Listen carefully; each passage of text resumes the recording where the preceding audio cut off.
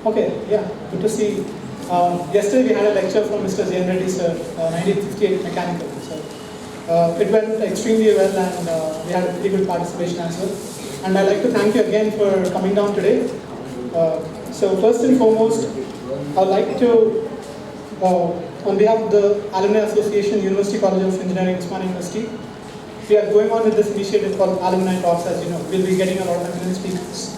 So first and foremost, I'd like to invite the President of Alumni Association, Mr. R.V. Ramanan Rao Garu, to come onto the stage. Speaker, Mr. Kannan, onto the dance. Thank you.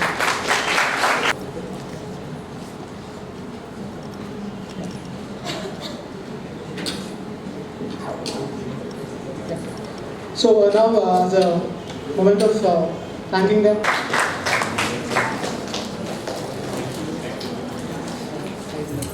Thank you, sir.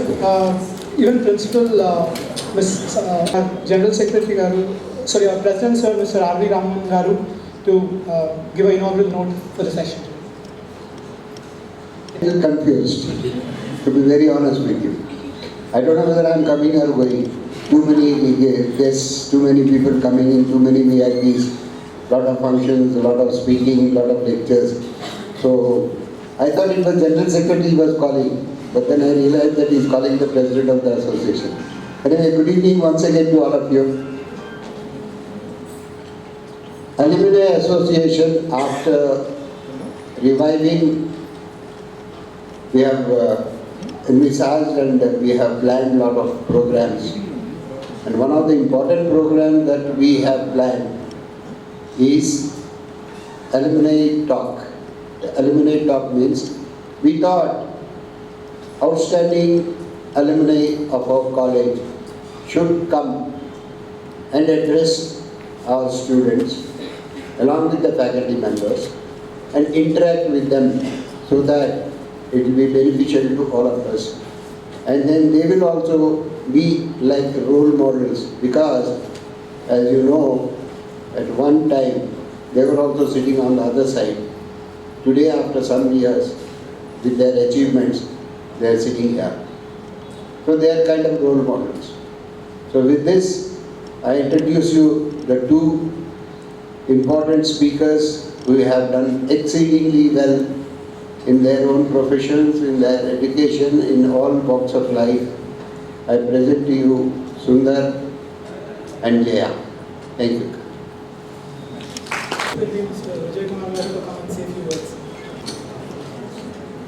Good afternoon to the heads of the department, learned academicians, students and my fellow alumni. As our President has just communicated, that is one of the key initiatives that we have taken up, primarily to bridge two things. One is bringing back the alums to the college and connect them. Second is, in the process, there would be a trickle down of knowledge that each one of us have picked up as we moved on.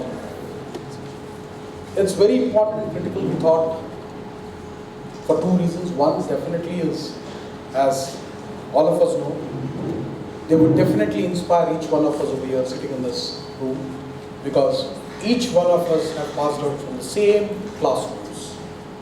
So we are all on the same journey. It is just that the alumni are ahead of you in terms of time. So you can look up to them as inspiration, you can look up to them as what choices you have in life, okay, because they're going to come from various backgrounds. And we're talking about doing at least 2 or 3 per month. And they're all going to be folks from different walks of life, but have passed out of this college. So for the student, it becomes very paramount to connect with them, to ask a lot of questions. You know, it could be anything under the sun, because they belong here. They belong here. It is not very specific that, okay, you need to ask only technical questions. It could be anything under the sun. You can connect with them once they go out from here. And each one of us, I'm sure, who's going to come here would love to talk to you guys. Because when we look back and see you guys, we feel, going back 30 years. Even today when I was standing outside over there and ushering students in. Some kids were running out from this side, that side, giving a slip. It was fun, we also did that. It's not that we didn't do it, okay? And we were saints. It's just that, okay, it's fun for all of us to come back and connect with you guys and share what we've learned. So, my dear children, take the complete juice from if any of us are over here. So, make the best use of it and attend all the alumni talks wherever possible.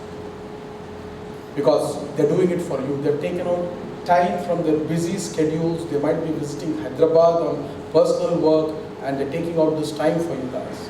Okay, if you look at Kannan, he's come all the way from Bangalore only to give you a lecture ahead of time. Okay, there's a reunion of this, a different question, but he would have planned to come tomorrow. But he's taken a time off and come. Same is the case with Vijaya, okay, who's here on a different occasion, but they're taking time off. So please respect the time and sincerely request that. Even yesterday I requested this. If we say the program starts at 3, let's start at 3. Because that's the first learning that I think we all should learn from the alumni. It's very important and critical because wherever we went out in life, it is so. If you are late by even a half a second, it's very clear that you are late. Because when you jump over a well, you miss by an inch or a meter. Where are you? You are inside the well. So 5 minutes or 5 seconds and 1 hour, there is no difference. So I think discipline starts from there. So, and unfortunately or fortunately, most of us have learned it the hard way once we got into our real life situations and corporate. So this is the key thing that each one of you should take the best out of the alums who are coming. Second, when we come talk about the institution as a whole and the benefits for the faculty. The alums who are passed out from here have done really well in life and they've worked in different spaces. They carry a lot of knowledge and they're willing to share this knowledge with the institution. And the faculty can make use of this knowledge in terms of collaborations, partnership with them, bringing their organizations here. Yesterday, Professor J.N. Reddy was here. He is willing to collaborate. He said whatever, you ask anybody who comes to this college, and the first thing he said was, nobody asked me till now, okay, what they want from this college. I come all over India, I go to the IITs, I go to the top institutions, but nobody from my own college have asked me so far. And you are the first guys who have asked. And I am here. What do you want? You want money? You want anything else? I am here to cut a check. He said, we don't want anything from you. Money will come. We want all the knowledge that you have gained. At least a percentage of that knowledge, please share with the college. And he was willing to collaborate. He was willing to, partner with the faculty over here to do research work, get into publications, etc. So there's a lot for the faculty too. So that's the reason whenever there's an alumni talk happening, one side of the interact after that, and this other side of the coin, the faculty is going to spend at least 30 minutes with the speaker, okay, separately, wherein understand what they are doing and what is happening in the college and how they can connect in terms of the research work and the collaborations. So these are very, very critical and important talks that as far as we go, as an endeavor that we have said, let's move forward in terms of bringing something to the college and giving back. And every person who passes out from the college definitely would want to give back to their alumni. So I think as an institution, as faculty, as students, I think let's make the best use of the opportunities that are coming in. Okay, and I'll hand over the podium back to Dorna over here. Thank you guys, thank you for being here, and thanks. Thank you, sir. So without further delay, I think probably the topic that you're waiting to hear. So let's get started with the speaker sessions. First of all, I'd like to thank our speakers, both the speakers. Actually, Vijaya ma'am took the initiative to reach out. She told that she's interested in sharing her knowledge with all of us, and even Kannan sir agreed. So we are glad that they have come from London and Bangalore respectively, to come and deliver the lecture to all of you. So I would request all of you to use this opportunity to interact with them. They're doing great things in life. It's a wonderful experience to learn, 20 years ahead. Right? So definitely, let's get started. I'll request rest of the guests to please take the Please take it. So, starting off with Mr. Kannan sir, a brief bio for you. Mr. Kannan is a technology leader, electrology center. He is responsible for driving technology development in the areas of controls, optics, instrumentation, electrical power systems, power electronics, safety and electromagnetics. He has been with GE since 2001, holding various leadership positions within the research organization, GE Global Research. In 2009, he moved to Niskayuna, New York, as a power systems platform leader. He was responsible for overseeing all smart grid research activities across GE Global Research. Mr. Kannan obtained his PhD in electrical engineering from Tulane University in 1996, which is in the US. Prior to GE, he worked with electric power utilities in the US. He is the immediate past chair of IEEE Power and Energy Society in Bangalore as well. So he has a rich experience in smart grids and extensive experience in cost technology. So I'd like to welcome Mr. Kannan sir to take over the stage. Thank you, sir.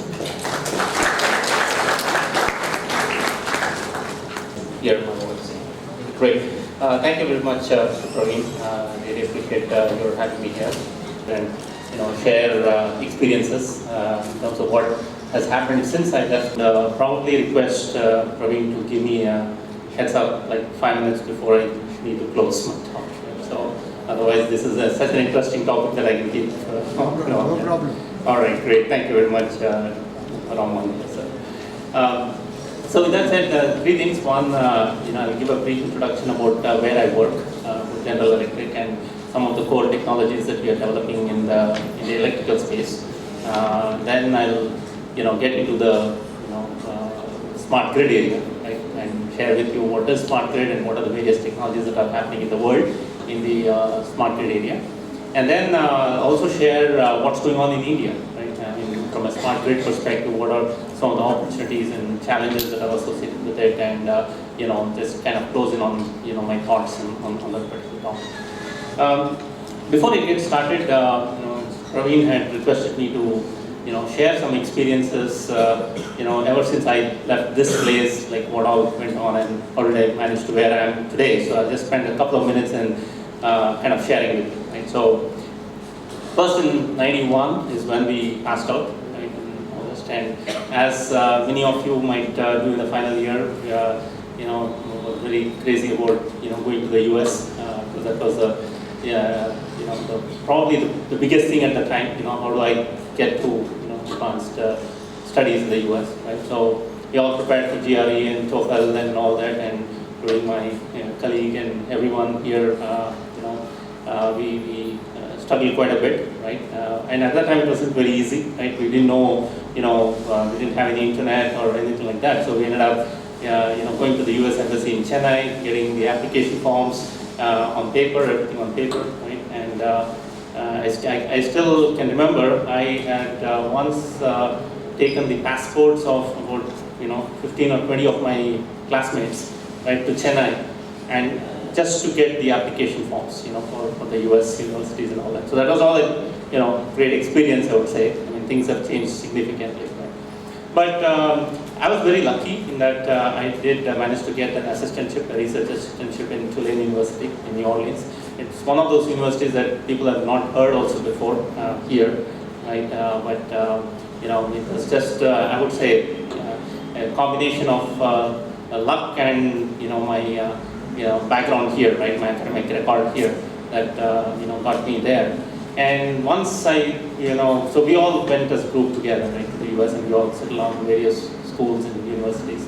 And one of the key learnings that I had when I went to the US from here was that here we were, studying and doing a lot of things, memorizing a lot of stuff, right? I mean, including formula, including what was there in the textbook. Everything was a closed book system at the time.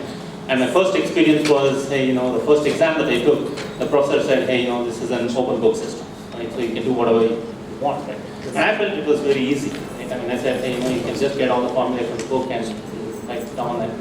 And apparently, what I learned from that was one of the most toughest exams that I ever did, right? And I did not do well.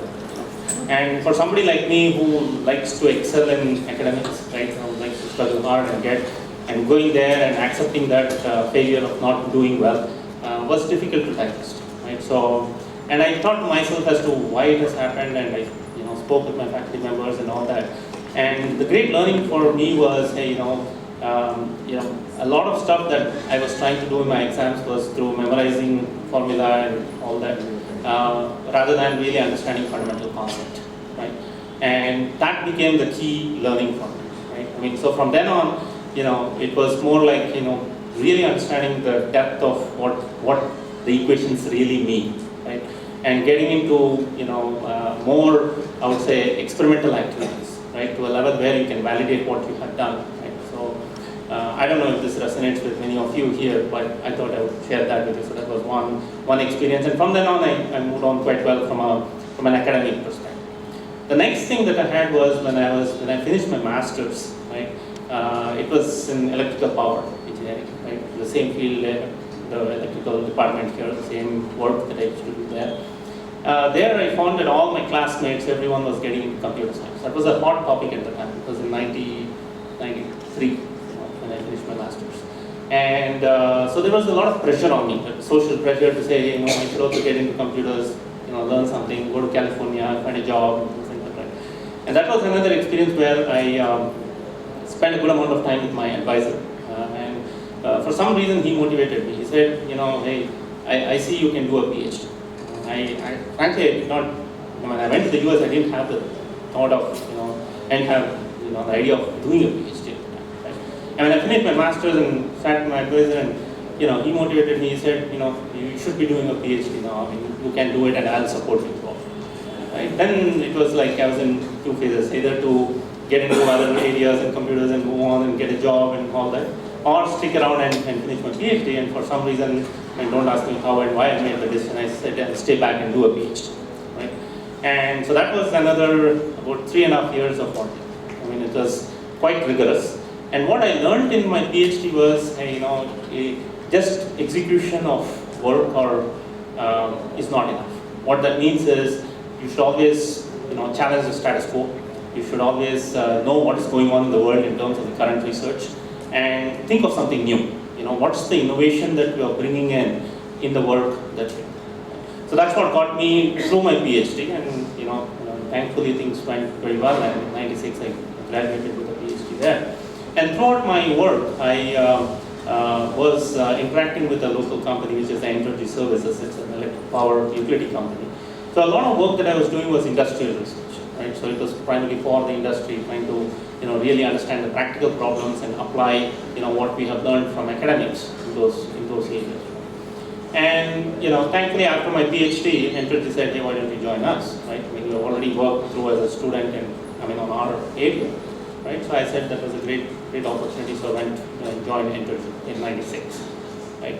And at that time, my learning was, hey, it was in academics. It was primarily all, I would say, more just theoretical stuff, right? I mean, you learn the fundamental concepts, but when it comes to practical applications, things are very different, right?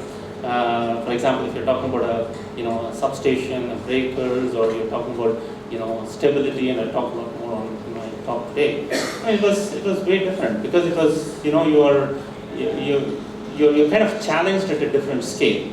And let me give you one example, right? I mean, when I was at Energy doing work on power, again in the power related area, we had a major, not major, I mean in the US it was probably like a 20-minute blackout, right? 20-minute outage, we don't call it blackout, it was a 20-minute outage. And that was like a big deal for the company, right? So, and we as engineers had to justify to our management as to why it happened, do a post-mortem and figure out what we can do to make sure it doesn't happen again, right? It was a lot more pressure that way rather than the theoretical work where, hey, some experiment fails in a lab here, hey, you can always get on to something else. Kind of thing. But there it was very different. So whatever you deliver in a real world has to be 100% accurate. So that was my learning in terms of paying more attention to details, getting into the fundamentals of how things get used in a real world. But then, there was something which was in my back of my head. This was probably in '98, when we were doing all this. I still wanted to figure out what is there in these computers that is making people so crazy. So I joined an undergrad courses in computers. You know, so I learned C, C++, Java, C++, blah, blah, blah, all that stuff, you know, over like say 3 years, right? And you know, once I got a feel for what it is, then I got into a state where I really wanted to be in the electric power area, just because that was an area of passion for me, right? And I enjoyed solving tough problems. But then the learnings in the computers actually helped me make my job even better, because I could apply many of the work that I had been in my learning computer courses in those respective areas. And in 2001, I moved back to India. I wanted to move back here. So I joined the GE Research Center. The GE Research Center was just starting at the time, so there was a need to even set up the fundamental labs and work. And so I set up the electric power research lab there. So working on power electronics, power systems, energy storage related areas and all that. And in 2009, that's when the smart grid became a big deal, right? So our colleagues in the US said, hey, we want to come and spend time with us and educate us on what's going on in the smart grid area and really drive technology development in there.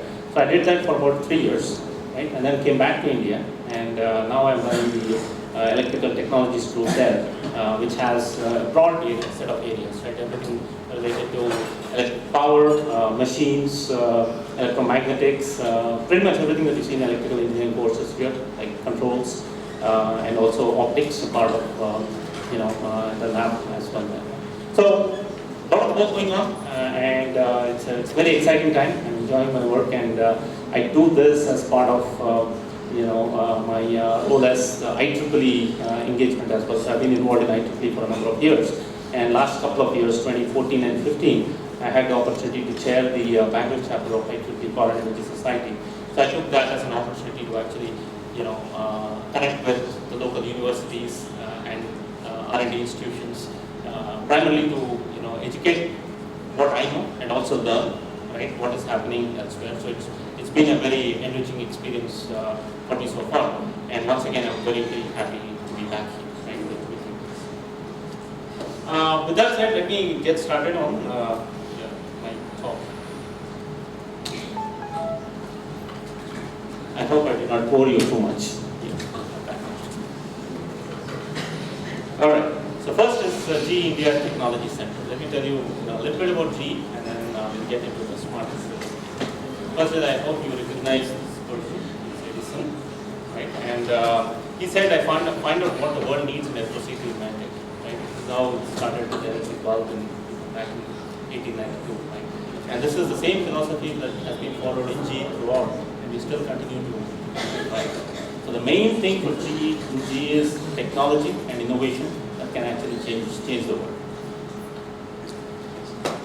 So it's founded in 1892, 300,000 employees worldwide, about $120 billion in annual revenues. Dow Jones Index that was originally listed in 1896. That talks about the stability of the company, and how it's changing with the time, right? In terms of the kind of technologies that need to be developed. GE is organized right now. We have several businesses, right? And these are the businesses that make products, right? So if you look into the renewables business, it's primarily on wind, and now with the Alstom acquisition of Alstom, we are into hydro as well. We make locomotives, right? And healthcare. There's all when you go to hospitals, you see the CT, MR, and those devices, right? X-ray and all that. Aviation, every time you fly, it's an aircraft engine. That's only the business that deals with all the power grid related topics. Right? So it's all the power electronics, power systems related area. And G Power is all the gas turbines, steam turbines, and so on.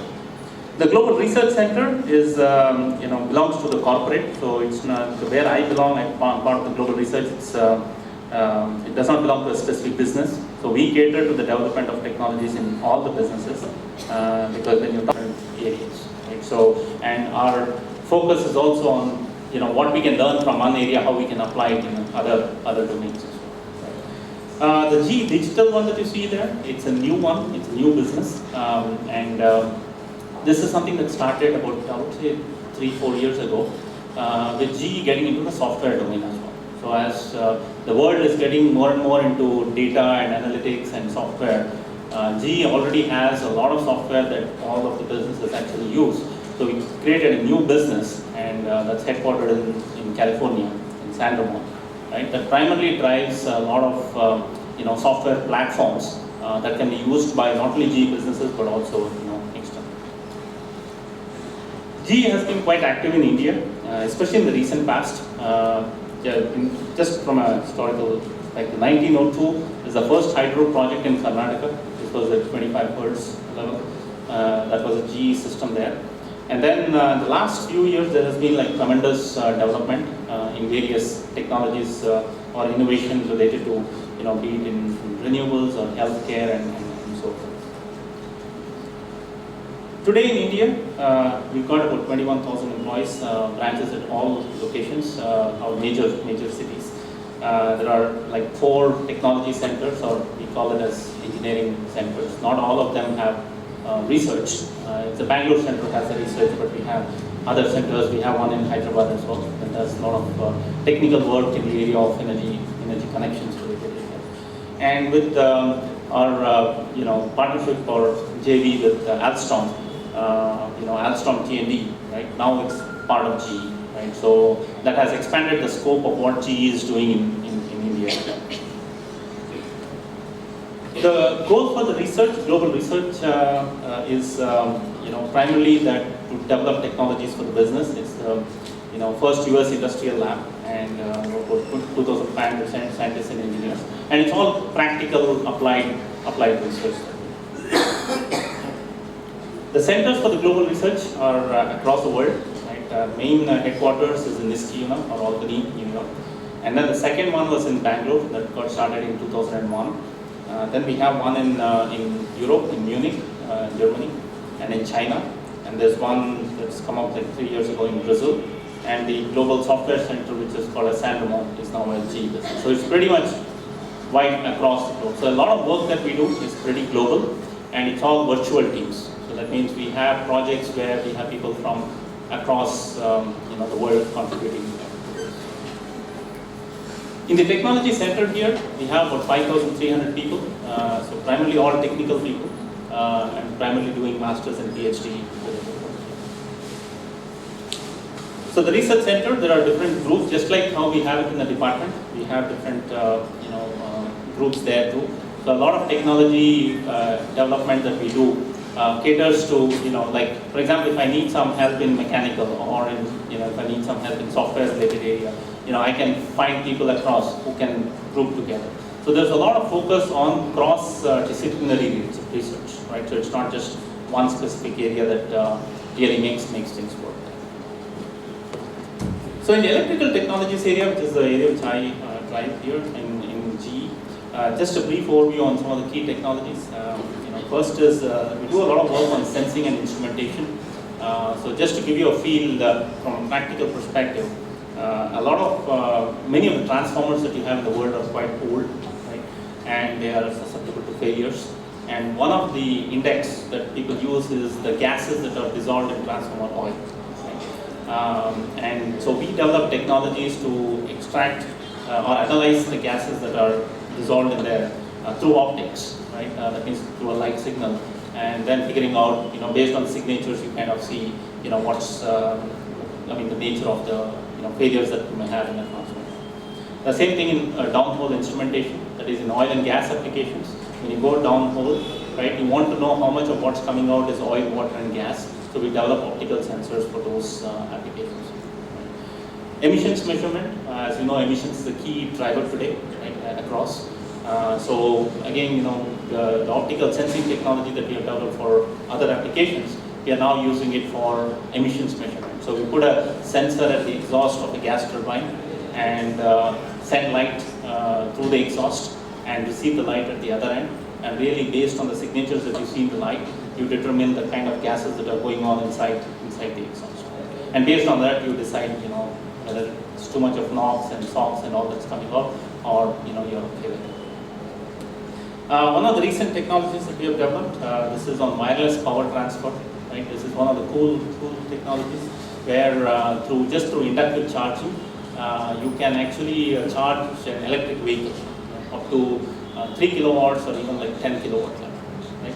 So if you want to charge an electric vehicle today, just go ahead and plug your car. Right? So instead of that, what if you have something underground, right? And then you just come and park the car, right? And the battery that you have inside the car, right, gets charged wirelessly. So this we demonstrated with Mahindra, right? With their, I think, the Reva and the E2 vehicles there. We're still waiting for the market to open up a big way, but just from a technology perspective, we are ready for something. A lot of work on grid-related space, and I'll talk more on the smart grid aspects. And then on renewables and engine-related controls. So those are, I would say, the big areas that we work on in the organization. And all this is in Bangalore. Now I'll come to the core topic. This is on smart grid, right, and what it is and what we are doing. So if you really look at how things have changed over the years, right, I mean, in terms of the grid itself, traditionally you would see that the power is generated at one place, it gets transmitted at high voltage transmission lines. These are 138 kV and above, right? And then they get distributed, right? And these are like 11 kV, 13.8 kV, and so forth. And then you have loads like residential, commercial, industrial loads. So it's been a one-way type situation. And what's happening is, especially if you look at countries like US, right, where the grid has been there for such a long time, it's quite old, right? There, the grid is actually getting closer and closer to its thermal levels, right? And now with the addition of renewables, right, especially with a lot of wind power coming in and solar power coming in, it is adding a lot of intermittency to the grid, right? So that is creating the grid to be a lot more, I would say, potentially unstable, right? Getting the system more closer to its stability limits, right? And that's a major cause for concern, right? If you don't do anything today, then you might have challenges with more, issues with blackouts and other things in the future, right? So that's one way things are changing. And if you look at, how things are changing in the future and where things are headed, right, you are getting into more distributed generation, right? That means people are going to have solar on the rooftops, and you're going to have power flowing in, in the other way, right? Rather than just coming to the loads, it's going the other direction. Energy storage is coming as a big way, right? With lots of battery technology coming up, right? And smart meters and smart homes, where sitting in the control center, can you know exactly how much power is consumed by who and things like that. Right? So a lot of I would say technology development opportunities that are in there because the grid is getting more and more complex with the addition of all these uncertain areas. And if you look at the challenges per se, on the generation side, it's primarily on renewables, right? Primarily renewable variability. How are you going to manage the grid from a renewables perspective? So that's one on the generation side. On the transmission side, how do you prevent any kind of blackouts, right? And that's the main focus in transmission when we talk about. And how do you prevent any, with optimal investment in the grid, right? How do you maintain the stability or reliability? When it comes to distribution, it's all about power quality and efficiency. Approximately about 10% is losses in the distribution. These are technical losses, right? Not considering the theft or filtration. And with all the our electronic devices coming in, right? How does it impact the harmonics in the system? Right? So those are the big areas on the distribution system that the industry is trying to work on. And then the electric vehicles, that if that comes up, right, to in a much bigger way, we have to be prepared, right? For example, as a utility industry, if we have like 4 or 5 people charging the, at the same time, right, there's going to be an inrush load from the grid, and you can have issues with respect to transformers getting, blown up and things like that, right? So you'll have to prepare for it.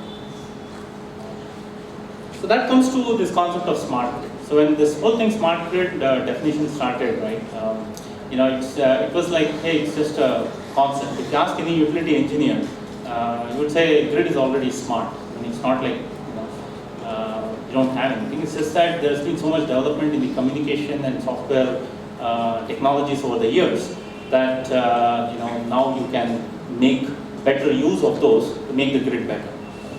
So the one challenge in the electrical infrastructure is that it's one of the most complex networks that man has ever built. Why you say that is, if, let's say Edison were to come today and really look at the grid, right? You'll probably recognize it.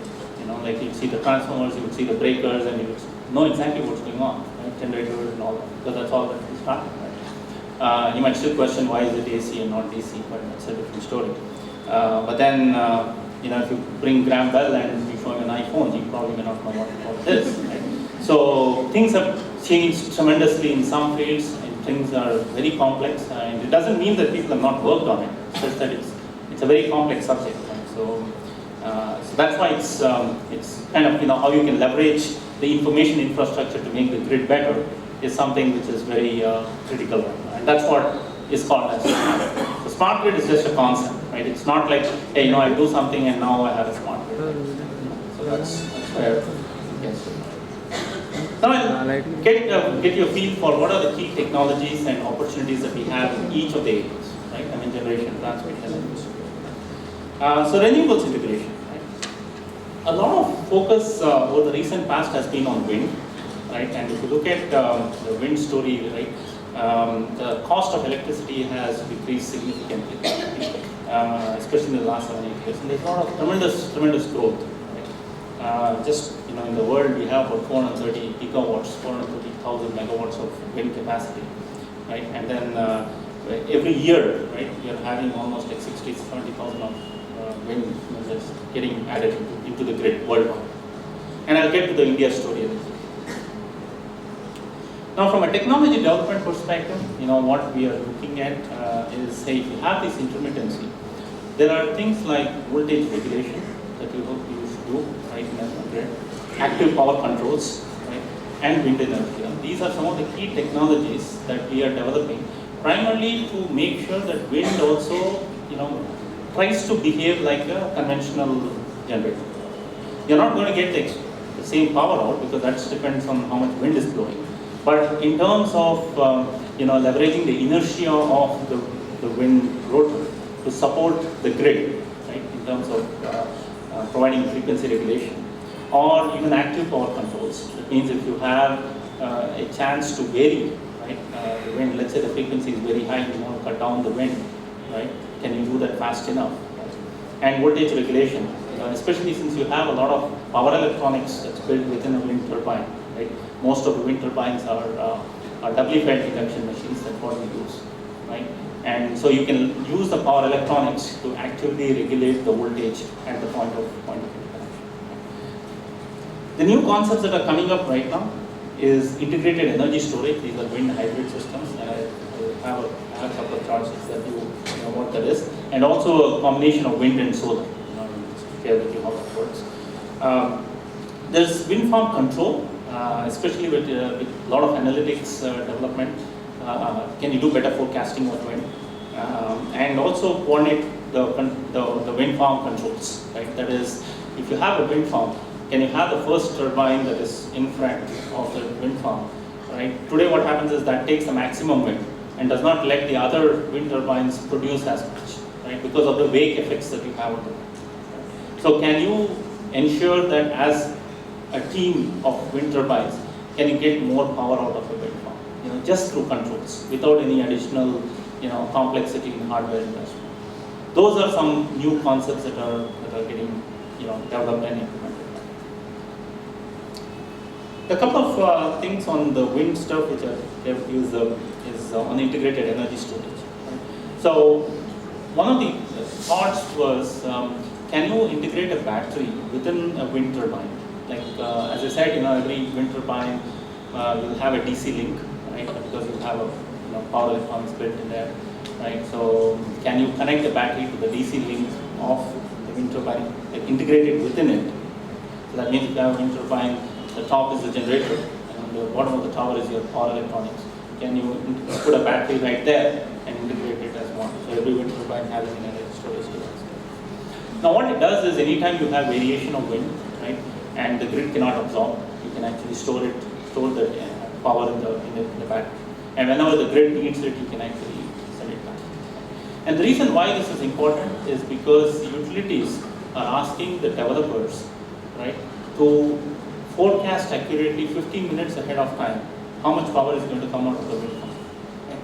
And if they are providing power with a certain error, right, and if the error is increased more than a certain limit, then they are penalized. The developers are penalized, and this happens in the US, right? And now some of these regulations are coming in India as well. Right?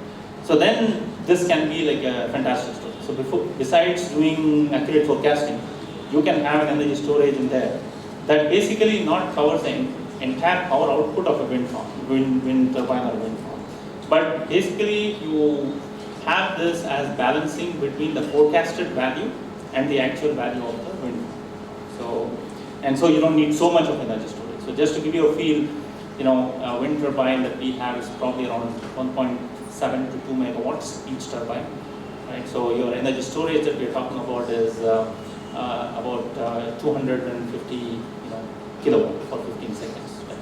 15 minutes, right? That way. So this was implemented in the US. We developed this technology in Bangalore, and we've taken this, in a real plant there. And now we are looking at potential opportunities in India where we can actually implement something. The other one that we have is a wind solar hybrid, right? And this is basically where, I'll talk a little more on the solar side later, but the solar costs have come down significantly. So if you can integrate a solar with wind, similar to what I had mentioned before, because the output of solar is also a DC, right? So can you connect the DC to the DC link of a wind turbine and have an integrated solution, where during the day you have more solar, sun, and in the evenings you have wind, so they complement each other from their energy production, while you're optimizing the total investment that is needed for an integrated farm. Moreover, many of the folks who have developed wind farms now have a lot of open space, right? So that's a good opportunity where they can put solar as well as a part of the solar. So this is a program that we have developed for a company in India, in Anantapur, with Atria, where we are just experimenting as we speak. The turbines are wind solar hybrid system, integrated hybrid system is running. So there's always this question of why integrated? Why don't you have a separate wind and separate solar? And the answer for that is just the overall investment. So if you have a separate solar farm next to a wind farm, for example, right, you would need a separate power electronics, you would need separate controls, but you can leverage all of that that's already there in the wind farm. So that's why that becomes very, very important in terms of how much cost reduction that you can have. Plus, technically you can potentially offer better reliability as well. Now coming to the solar side of it, a lot of technology development going on there as well, right? And there's potential for huge growth in solar over the years. China is now leading the pack, right? Japan, US, Germany, all right, some of the big players there. India is growing quite fast, and we'll talk more about India's story. But there's a lot of opportunity there for solar as well. So some of the key technology development opportunities as you want to explore in this particular space is, one is definitely the modules. Right? The module costs have come down significantly. There's a lot of room for improvement in efficiency. So there are different types of modules, polycrystalline silicon, monocrystalline silicon. What we are doing in GE is more focused on the thin film. It's a different type of material and the way you develop this. It's cadmium telluride, that's what CDT means. In GE, we don't make modules, but we develop the technology that a module manufacturer uses and develops the module. Right? So that's kind of how our engagement has been. Incidentally, the Cantel thin film is something which is upcoming right now, which can offer on-par efficiency with polycrystalline silicon, and offers, it takes lesser space, per area. And so this is something that can, potentially be come up more. The next is on the inverters and grid integration. As I said, the solar output is DC, so you need to convert that into an AC to connect to the grid, right? So you need a converter. There are some of the technologies primarily on silicon carbide, and you do have a chart on that, tell you what it does. And then all the controls that are associated with grid integration. Right? So this is all that is technologies that are getting developed to make sure that the voltages that we have in a grid are regulated with this converter here.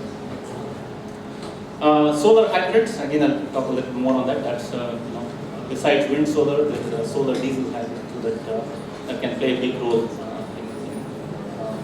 Especially in microgrids and other things. Here, inverter technology with silicon carbide. Silicon carbide is I don't know how many of you have heard of it. It's a new power electronic device. Like how you have this diode, thyristor, IGBT, IGCT. It's like, you have the silicon carbide IGBT. Right? Silicon carbide.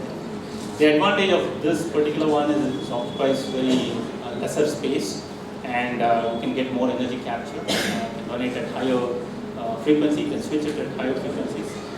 So from a system perspective, there's a good opportunity for reduction in the overall footprint, quite significant. Right? And there's more opportunity for technology development in here as well.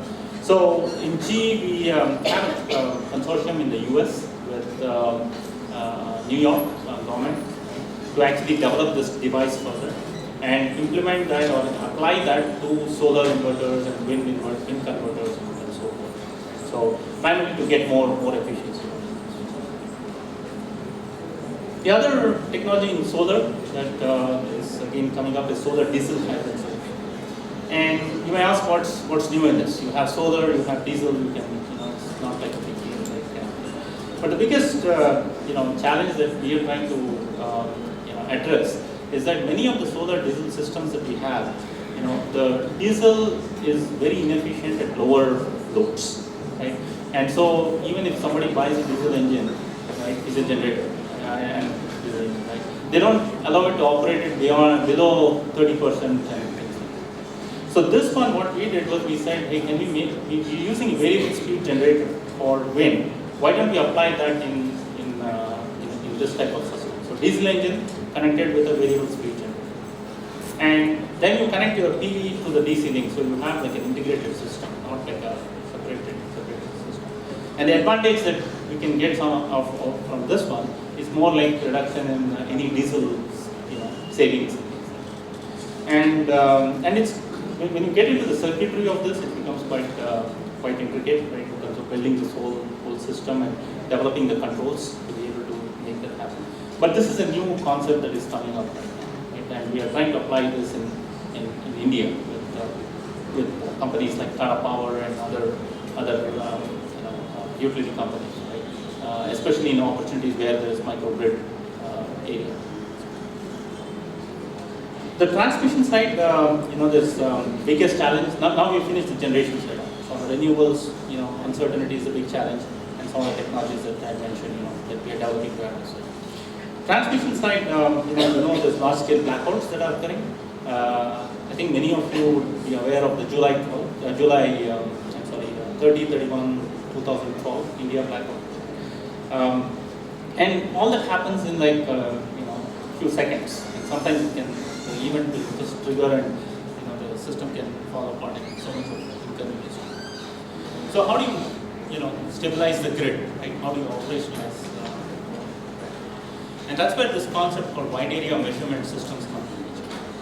When you talk about wide area measurement systems, the whole concept is how can you get information on the grid, right? Sitting in the control center or wherever, on what is happening. Can you predict before the grid collapses that something is happening to the grid, so I need to go and take some preventive actions. And so that's basically gaining situational awareness. And they use these devices called PMUs. PMUs means laser measurement units, which you may or may not have heard of, but that's something that you can do. And these are like devices that you put in substations, and these capture voltage and current samples at 120 samples a second. Today's system, in SCADA systems that utilities use, they get one sample in 2 to 4 seconds. So this gives very high fidelity data, and now you are able to gather all this data, try to analyze and try to figure out what's happening. So in terms of the architecture, this is all upcoming. This is not like established right now. But, it's all like getting evolving so. So you got all these PMUs right here, right? And you connect all these PMUs to what is called as the phasor data concentrator. Right? This collects all the voltage and current samples from across the network. And then this is your energy management system within the network, right? And the analytics is where the technology development is, right? So that you are able to say, that okay, this is how far the grid is away from collapse, and here are the actions I need to take to prevent the grid. So some of the concepts that we are working on is on voltage stability, and some of these you will probably learn in your either final year or grad course. Right? Real-time monitoring of voltage profile and stability margin calculation, so that you identify what are the weak spots in the network, and then you can try to figure out what are some things that you can do to prevent such plan. So one is on voltage stability. That's primarily based on your generator user synchronism that results in transient instability. So both of these, are hugely important for a transmission grid perspective. On the distribution side, right, the core technologies that we've been working on is on automation. Right? If let's say a consumer loses power, right, how fast can you restore power to consumers? Right? Today it takes a lot of time by the time consumer calls the utility sends a personnel, kind of take a look at where the fault is, separate the fault, isolate the fault, and then restore the power. Now, if you have systems in place, if you have sensors at, let's say, in some of the reclosers, that you have in transmission towers or poles, right, and they all communicate with each other across. Right? Imagine a scenario where there is a fault somewhere, and the system itself identifies where the fault is, isolates that fault, and immediately restores power back. So you are talking about from taking 3 or 4 hours to restore the power to 3 or 4 seconds or even faster. So it's a big area for research. Fault location identification is another one. See, this is something which you heard from Tata Power when we were talking. There are several underground cables, right? And usually they want to detect where the fault is, and in the process they use certain technologies to inject a signal and then really seeing what's happening, signal to really figure out where the fault is. But then the challenge that they have is they don't know the topology of the cable, so they don't know where to dig. They know that electrically it is so far away, but how do they know, geographically where it is? So that is another area that and then all the stuff that's related to demand response. And this comes into a picture where today you kind of plan your grid based on peak load, right? And you have certain generation there, and you say, how do I optimize it to the generation to meet the peak? But imagine a scenario where you have control over load also, right? So now you have your set of equations, right, that will govern the network, where you can also optimize load. Right? Load is a negative generator, or generator is a negative. So can you optimize that to a level where you can at any point of time the utility needs let's say 100 megawatts or 200 megawatts, right? Consumers can sign up for it, saying that hey, you don't have to generate extra power. You can just cut down my power and basically get paid for it, or there is some revenue associated. So those are new concepts that are coming up in the demand response. But for that you need smart meters, you need appropriate communication infrastructure to be able to get all this information to the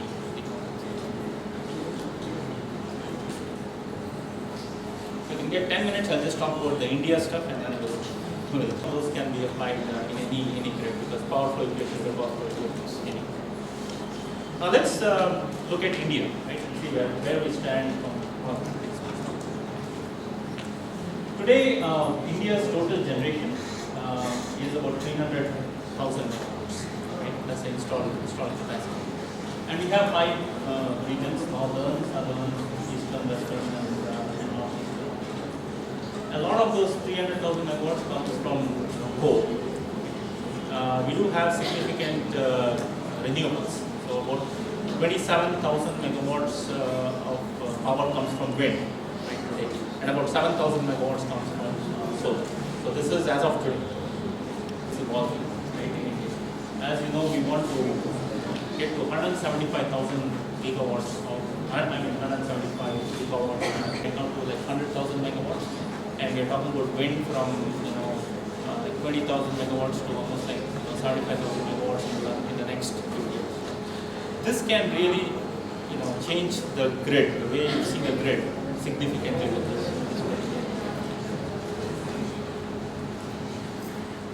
On the transmission side, right, the grid, the way things have evolved in India is,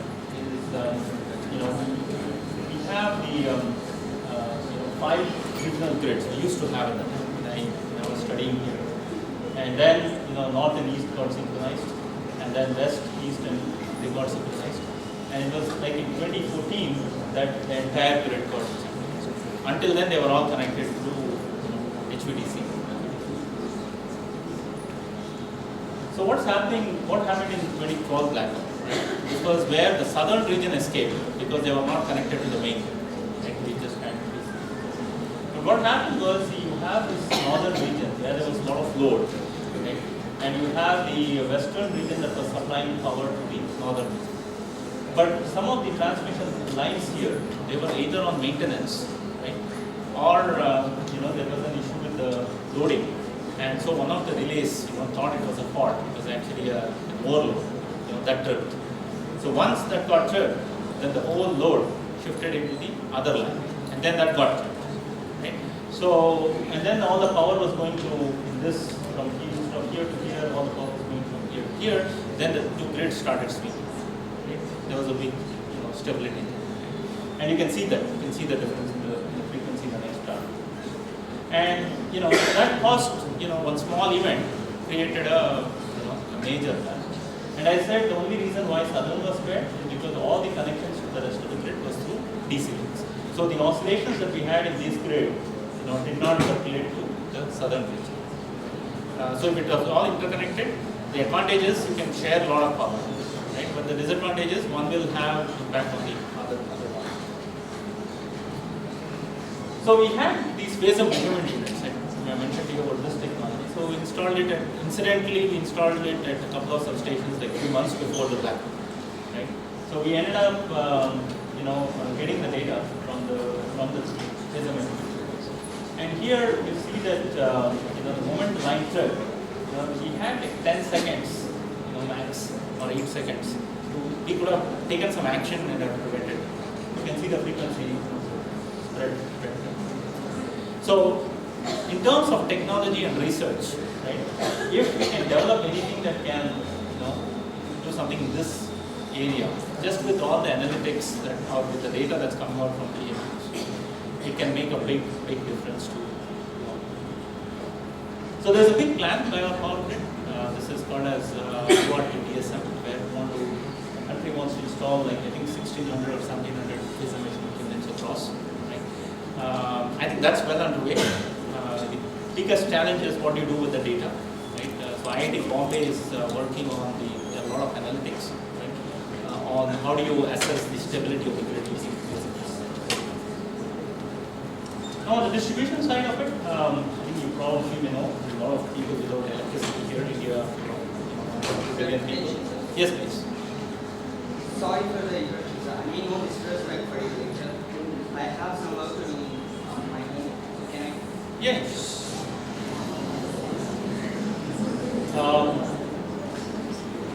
So the other challenge that you have is power pilferage, right? So there's a lot of pilferage with 15-20% power losses system there, right? So what can we do to prevent all these losses using all the smart grid technology? So those are some of the big challenges that we have. So Government of India, we have initiatives on how to take the smart grid development right from 2003 to planning.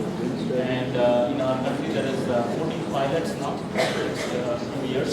A lot of money that's spent in there, right, to actually demonstrate some of these pilots in smart grid. And these are all like well underway from our grid area. Now let me talk a little bit about the rural scenario and tell you what are some opportunities. So in India, we have about 700 million people, rural population, right? And a lot of them have no access to electricity. There are about 100,000 villages which are unelectrified, and about 25,000 which are remotely electrified. So now people are looking at microgrids as a big area. Right? Like some of the examples that we have over the years, different companies, either it's a combination. So if we are really determined on getting electricity to those people, is there something that you can develop a solution which is highly reliable, right? Where you don't have so much of operation maintenance related thing, and you can remotely control from a control center outside. So those are some of the technologies or concepts or even business models, right? New business models that has to evolve as well. When we talk about smart grid, one is it doesn't have to only with demand response or only with transmission. It spans the entire power system. Did cover a couple of topics, especially on cyber security and the big data, right? How to deal with the data and how to minimize and manage all that. But those are big important stuff. Controls will be very important as we go on, right? Especially real-time controls is a big topic.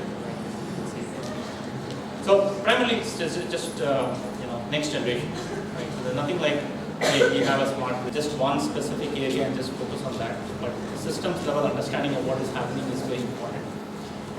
Cross-disciplinary becomes very important, right? Because it doesn't, to me, if you are thinking only from the electrical side of things and not, involve the communication or software or, then you get kind of glued into one specific area which may not work practically. Right? Okay, for example, we know APMU data you can use to analyze the system and figure out how far the grid is away from collapse. But how are you going to transmit all the data? Do you have enough bandwidth? Right? So you need to look at that from a complete system. So there are a lot of standards that are coming up, from an interoperability perspective across the various systems. And the value proposition is very important, right? As we get into mode of smart grid, right? Bottom line is everyone will look at how much investment I'm making versus the kind of returns that I'm getting with the kind of technology. So when we develop this, economics become important, payback period, and the entire I would say business structure of how things will work, where all the stakeholders can make profit out of it becomes extremely. So bottom line, I would say this is the best time for folks in electrical power, those who want to be in electrical power, this is like a super time, related areas, get a broader knowledge, and I think we will probably be much better off than where we are. So I do hope a few years down the road, while we are there to push for, I'm hoping that you all step up too, right, to contribute to the opportunities and challenges that we have, especially in our country. So with that said, I would like to close my talk and be happy to answer any questions. Thank you. Yeah, so today, we have developed a 1 megawatt silicon carbide for solar applications. So for that is a lower level. Lower. Yeah, we have not gotten into HVDC type. That's what I am going to ask about HVDC. Voltage source converters, IGBTs. Oh, IGBTs are there. So The silicon IGBT. lower level silicon carbide is. Correct. I mean, most of the applications has been in areas where you have space as a main constraint. So you have aircraft power systems where they have used that significantly. And now we are getting into other areas such as solar and wind and all that. One general question, why we are not moving into microgrids? Yeah. Still we are in mega grids. Yeah. That is causing a lot of reliability problems. Correct. And why we should not move to this so-called microgrid? No, I mean, there's no reason why we should not. It's just a question of how do you make the microgrid, work from a remote place, right? So, for example, who is going to own it? Who is going to maintain it? It's not technically, I think the challenges can be resolved. Right? That solves the problem of blackout. That can solve the problem of blackout. That can solve the problem of providing electricity to so many in the rural areas as well. 100%. Can you elaborate one point? Sure. You mentioned 10 seconds time just before blackout. Yeah. What is that? Okay, so that is the time taken for from the time the fault occurred to the time that the grids started swinging. right, where the frequencies got it separated. We are not able to identify that problem within the 10 seconds. No, it's like we are doing a postmortem and able to say that this is what is happening. But in a real system, within 10 seconds, by the time somebody calls somebody and says, hey, there's a fault in the system, 10 seconds is over, right? So can you have like these type of automated systems? Smart grid. Yeah, that's where the smart comes. Perfect. Okay, you all? Yeah. Apart from intermittent. Yeah. Sure. Yeah, sure, definitely. See, one of the biggest challenges is how much of penetration is acceptable, right? And so we did a study in the US system, in the Northeast as well as in California. What we found was up to 30% of wind penetration. This is a study, right? So we looked at the grid, we modeled the grid to go ahead and increase your penetration by 30% and have some kind of a wind profile that keeps changing, over time. And we modeled the system from a dynamics perspective as well as steady state to really figure out at what point of time the grid can, become unstable. And the answer we came up with was around 30% at that time. Beyond 30%, the system was getting weaker and weaker. But that is a case-to-case basis, because if the grid is quite strong, then it can accommodate more wind. But if the grid is weak, then you might have challenges associated with increased penetration. Bottom line is, if you have enough generation that can act fast enough, right, to balance the variation that you have in wind, right? If you have many gas turbine plants, they act fast enough, so you can, have a better answer there. But if the grid has a lot of coal, for example, right, coal will take a long time. So then the grid becomes, weaker, and we have to figure out how to manage. Yes. You brief about solar hydrogen. What are the disadvantages? In Canada, in a microgrid type scenario, the main challenges there were the cost, right, and the safety aspects associated with hydrogen. Technically, it is feasible, right? You can have a fuel cell, with a solar and maybe a battery together combined. But the economics is always, something which it's still being worked on. I mean, it's not there where we can say, we can go ahead. In one of the slides you have shown there is solar hydrogen in India. Solar hydrogen or solar hybrid? It was the S hydrogen. Okay, what I was showing in India was more on not solar hydrogen. In case that was maybe a mistake. In India, we are talking about more on the microgrids type thing, right?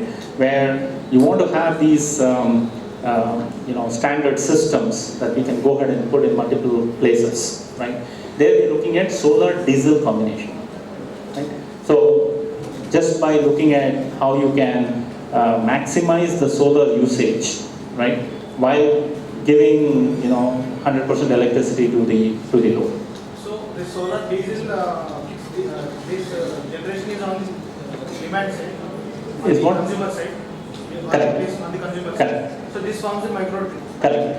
Now what is the problem associated with integrating this with the main grid? I would not say there's any problem associated with it. It's just that, this is ideal for scenarios where, for example, if you're looking at so many telecom towers, right? They're all in so many areas across India, right? Where the access to grid is not that easy, right? If the grid is there and it's carrying power, then there's no issues. So if you connect it to the grid, you can. I mean, I don't see any disadvantages there. Can you specifically explain the role of smart meters Yeah. in the smart grid for the system reliable operation? And Sure. what the features should be for a smart meter? Sure, not a problem. So when you talk about a smart meter, right, all it's doing is collecting the energy data, and you can also include voltage and currents, and transmit the data to the utility control center, right? Once the utility control center has this data, which they don't have today, right, then they can use the data to figure out multiple things. Hey, is there a pilferage that's going on? Has somebody not paid the bill, for example, right? And if somebody has not paid a bill, can you disconnect it remotely? That means this device can have a switch that you can disconnect from the computer. Those are the main advantages of smart meters. And by doing it, you can actually improve on the economics of the overall. That's where the smart meters come in. Krishna, you have suggested solar and diesel system. Yeah, that's one We now. know that solar is available only daytime. Correct. So again, we are using that diesel generator for 12 hours. You know, diesel generator is a pollution causing. Correct. So why can't we use the PV and battery?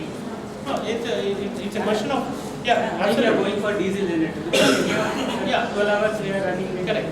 Correct. So it's a question of economics. So if people want to use battery, today there are several batteries. I mean, today of course they use lead acid batteries. Right? There are other battery technologies too that are coming up. So technically you can use both solar and with energy storage. And if pollution is your main criteria, then keep diesel aside and use a battery. Because one of the issue is global one. Correct. But Why- cost is also important. At what economics. And a lot of people, what they are doing is, especially in, want to have like 24/7 electricity, right? Then, you know, you are ready to pay for it. Then you look at a combination. You have your energy storage and diesel. Diesel is like a backup. Diesel is not the prime source. But in the night, when you don't have anything else and you need the power, then diesel is a source. Or you put a wind turbine. If economics is not criteria, then you see the wind. That's also possible. Wind, solar, Wind solar combination because Yeah. both are, we can say, complementary. Absolutely. That's one of the things which I was mentioning. I'd like to, Oh yeah. The 2001 grid blackout is basically because of maloperation of third zone relay. Incorrect kV double circuit line. Yeah. be a bit louder. Center will take 33 kV feeders or 11 kV feeders for load management. Correct. Match the generation. Correct. But if it is overloading, how can we bring out new technology so that we can detect it as overload Yeah. and automatically trip the 33 kV feeders? Because they have not tripped the 33 kV feeders and so the fault is. Yeah. So you have zone 3 relay trip because of an overload. But if a fault were occurring on that line, one fault could have created a blackout, right? And that's what you are trying to prevent using all the PMU relays. If it's just an overload type thing that you're looking at, then you have to relook at your relay settings, right? I mean, you relook at that settings to make sure that that this is not a fault and this is an overload. So you have to look at it from a system perspective. And then the second thing that you should also look at is, can we island systems, right? So if it's an overload, you have some time to play around, right? So can you island those systems? For example, if Delhi were islanded at the moment things have occurred, those are some new technologies that can be addressed. Okay. So, in the interest of time, again, I hate to stop, but with due respect now, after this 2 speaker sessions, to personally interact with both the speakers and get to know a lot of these things. So, it was a very interactive session, and get started. Some of these things are out there because these are the emerging technologies, and a lot of things are being worked on. So, I'll request sir, even at a later stage, if you can be available for the students on a hangout or some other way. So whoever is interested, you can reach out to the Alumni Association. We can set up a time with Kannan sir, and you can definitely interact and learn more about what